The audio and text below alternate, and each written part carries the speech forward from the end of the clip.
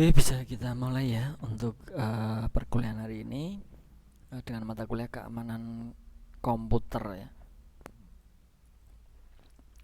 Untuk pembahasan hari ini kita akan bahas adalah operating system security ya. Sistem operasi keamanan di dalam keamanan komputer. Mungkin bisa kita segera mulai ya. Operating system security ada dua langkah dalam proses login ya biasanya. Yang pertama adalah identifikasi. Nah, proses untuk memberitahu kepada sistem operasi kalau kita mau login, identifikasi ya. Kemudian yang kedua ada autentikasi, proses untuk membuktikan bahwa yang mau login adalah benar kita. Nah, identifikasi ini adalah untuk mengidentifikasi bahwa kita akan login. Kemudian autentikasi ini adalah untuk membuktikannya benar atau tidak apa yang mau masuk itu kita atau orang lain. Nah, biasanya seperti itu. Ada tiga cara untuk autentikasi sesuatu yang kita tahu, misalnya password atau PIN. Secara teori, yang mengetahui password adalah pemiliknya sendiri. Namun dalam prakteknya terdapat beberapa permasalahan. Diberikannya kepada orang lain, lalu orang lain itu memberitahukan ke orang lain. Nah, itu takutnya itu jadi banyak yang tahu. Dicuri, misalkan juga itu untuk autentikasi ya salah satunya ya. Dituliskan di suatu tempat itu juga akan membahayakan karena kalau digunakan orang yang tidak bertanggung jawab ya. Kemudian passwordnya mungkin mudah ditebak, itu juga sangat berbahaya. Nah, sesuatu yang kita miliki misalnya ID card security kan kunci secara teori, yang punya kunci adalah pemiliknya. Masalahnya kunci hilang atau dipinjam seorang lalu duplikasi sesuatu yang ada di tubuh kita, misalnya fingerprint, signature, voice. Nah, itu juga bisa ya. Ini juga menjadi beberapa permasalahan tentunya mengenai untuk operating system security ya. Nah, saat ini yang masih paling sering digunakan untuk identifikasi dan autentikasi adalah account dan password. Jadi itu juga bisa dibilang rawan ya, karena banyak pembobolan mengenai akun dan password ya. Misalkan di contoh mudahnya di Facebook, di jaring sosial ya, itu juga sering terhack, kemudian ada yang menyalahgunakan. Nah, itu yang sering terjadi ya, permasalahan yang paling sering. Tipe penyerangan terhadap password itu ada bermacam-macam ya. Yang pertama ada brute force. Mencoba segala kombinasi huruf dan angka, trial and error. Nah, ini mereka selalu mencoba ya. Ini adalah bentuk penyerangan ya, mengulang-ulang kembali ya. Kemudian ada dictionary based, dengan bantuan file yang berisi daftar password yang sering dipakai orang. Di situ di dalam suatu komputer itu biasanya seperti itu ya, ada dictionary-nya. Kemudian ada password sniffing, menyadap data yang lewat di jaringan komputer. Nah, ini dengan di dalam jaringan komputer itu kan ada semacam arus ya, arus lalu lintas di jaringan. Nah, di situ sniffing ini dia menyadap datanya yang lewat ya. Dan ada social engineering, menyadap pembicaraan orang, membuat agar orang menyebut passwordnya. Nah, ini social engineering juga sering terjadi kejahatan ya untuk semacam ini. Nah, petunjuk proteksi dengan password itu jangan biarkan user akun tanpa password. Kemudian jangan biarkan password awal yang berasal dari sistem operasi itu misalkan yang diberikan sistem ya, itu jangan digunakan selamanya, tapi harus diganti ya. Karena apa? Lebih aman tentunya. Jangan yang diberikan oleh sistem misalkan 1 2 3 4 5 6, kemudian kalian menggunakannya itu selamanya, itu jangan menuliskan password ya. Itu takutnya nanti ada yang melihat kemudian disalahgunakan. Jangan mesti password selagi diawasi orang, misalkan seperti halnya di ATM ya, itu jangan ya. Jangan mengirim password secara online. Nah, ini biasanya digunakan, disalahgunakan juga ya.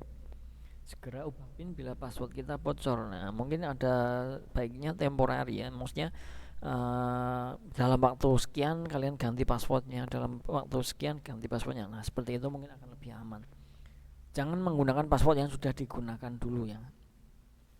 Karena nanti itu bisa saja sudah masuk diktionary juga takutnya. Untuk memilih password yang baik itu bagaimana? Pilih yang sukar ditebak dan mudah diingat. Nah, bagi kita ya, pribadi tentunya. Jangan menggunakan data pribadi seperti nama, tanggal lahir, nomor telepon. Pilih password yang panjang, minimal 8 karakter. Gunakan gabungan antara huruf, angka, dan spesial karakter. Jangan semuanya angka atau huruf ya. Bedakan password antar host yang satu dengan yang lain. Jangan menggunakan password sebelumnya. Hati-hati dengan penggunaan kata dalam bahasa Inggris sebagai password. Boleh juga menggunakan kata yang tidak ada artinya, misalnya seperti S1, Z atau yang lainnya, itu terserah. Itu untuk password yang baik, biasanya yang lebih secure ya. Untuk pengontrolan login password, membatasi kesalahan gagal login. Pada waktu login, setiap user dibatasi munculkan pesan login terakhir, kemudian munculkan pesan kapan terakhir gagal login. User dapat merubah password. Password disediakan oleh satu sistem. Password diberi batas waktu ya, biasanya ada 3 kali menggunakan password, tidak bisa nanti akan terblokir misalnya. Panjang minimum suatu password harus ditentukan pada saat membuat ya, biasanya kan ada batasannya untuk database-nya. Untuk password sniffing di sini bisa kita lihat sniffer machine. Di sini ada untuk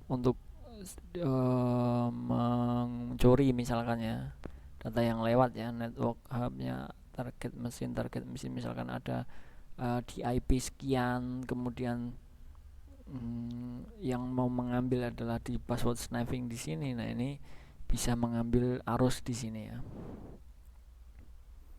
Nah, bisa menggunakan hal seperti ini untuk Ethereal ya.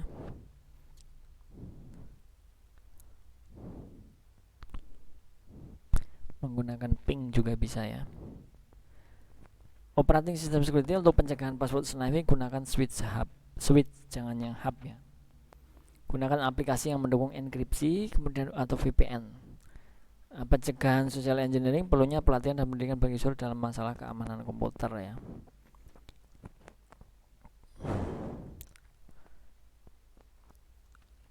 Nah, di sini untuk contoh ya, lowercase letter instan, kemudian tabel hasil perhitungan untuk password 4 karakter misalkan, untuk password 8 karakter untuk perhitungannya seperti ini contohnya. Akses kontrol, sekali user login ke sistem, maka user tersebut diberikan otorisasi untuk mengakses sumber daya sistem, misalnya file, directory, dan lain sebagainya. Yang perlu diperhatikan adalah siapa saja yang boleh membaca isi file kita, siapa saja yang boleh merubah, kemudian bolehkah kita di-share ke orang lain. Nah, ini sama halnya misalkan kita main di untuk data kalian ya, misalnya ya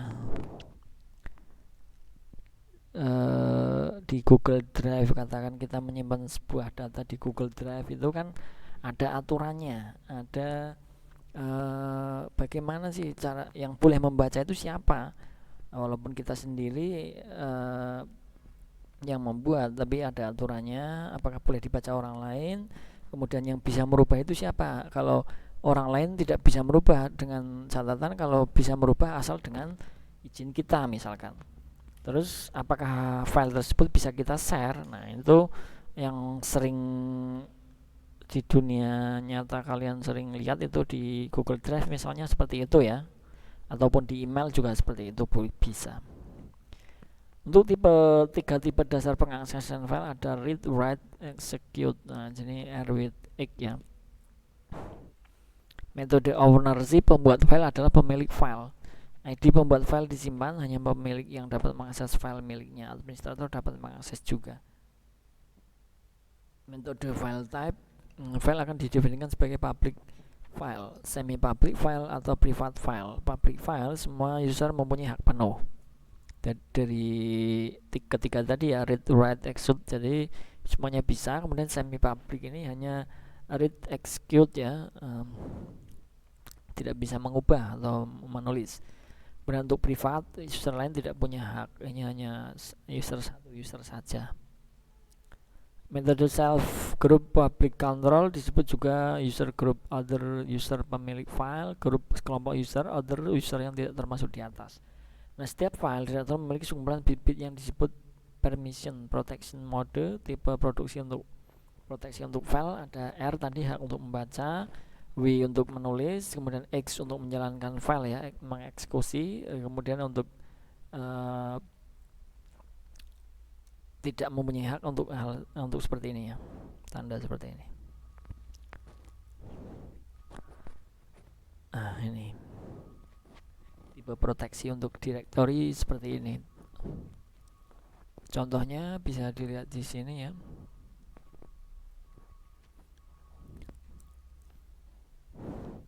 Satu Budi, staff November program C. Jadi dia tidak bisa mengeksekusi, bisa membaca, bisa menulis, bisa mengeksekusi.